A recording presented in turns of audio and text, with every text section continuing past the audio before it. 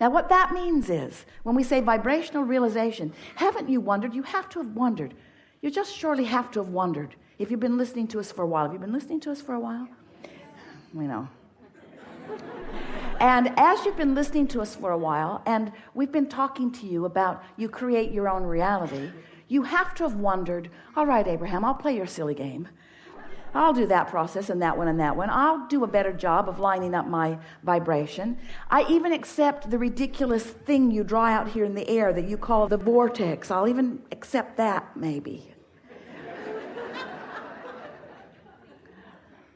But you have to have wondered, how do those ideas, how do those desires, how do those hopes and dreams, how do those vibrational realities, how do they get into your real life experience? How do you turn those thoughts to things? How do they become relationships and experiences? How do I get the money in the bank, Abraham? In the bank. I want to get it out of the vortex and into the bank, okay?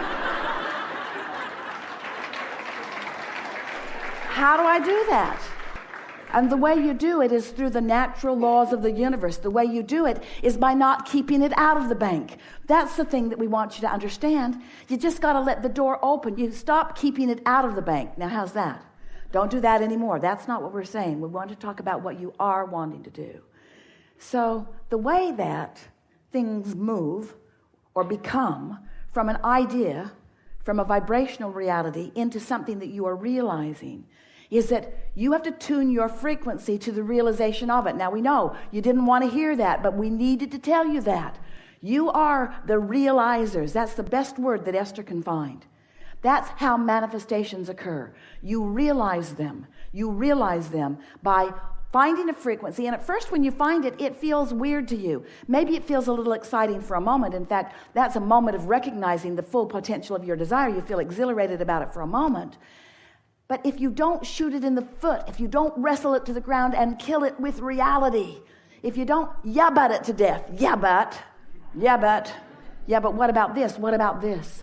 Esther said to us in the beginning, Abraham, it's true.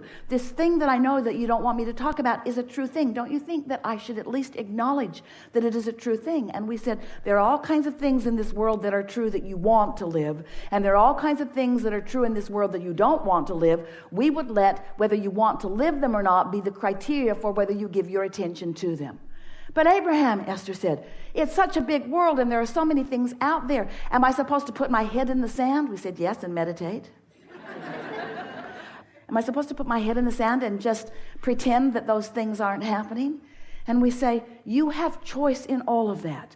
Just know that when you give your attention to things, momentum ensues. And eventually, you can create a belief that is so strong that it will become your reality. You can also create a desire that is so strong that it can become your reality.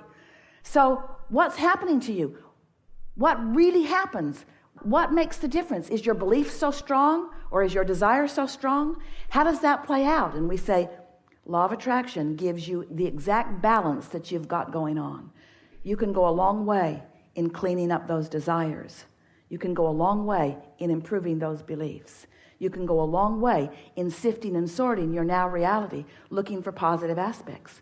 You can go a long way in looking at what is and finding the things that feel the best. In other words, you have much more discernment. You have much more capability to offer vibration than you've been practicing. And we've written a lot of books with a lot of processes to help you practice. And we are impressed with the application that you've been offering. But today we want to say to you, it's so much easier if when you wake up in the morning, you just say to yourself, I could be wobble-free. I'm wobble-free for now. I'm wobble-free. I don't have to bring into this day the things that were bothering me yesterday. I don't have to do, oh, there it is. I brought it in already. When we first started talking to Esther about this, she didn't make it till breakfast before she was wobbling all over the place. Because you got lots to think about, and you've got these practiced thoughts. And we don't want you to be hard on yourself about beliefs that aren't serving you. But we do want you to be aware of what beliefs you have that serve you and what beliefs that don't. Esther will find herself moving through a day, and all of a sudden she'll find herself not feeling so good. Sort of this subtle feeling of discomfort. And she will stop now and say, oh, I just uncovered something that I apparently have been thinking about long enough that it surfaced just now. What was I just thinking about that gave me that funny feeling in my stomach? Because when that happens, that's a little piece of resistance that is showing itself to you.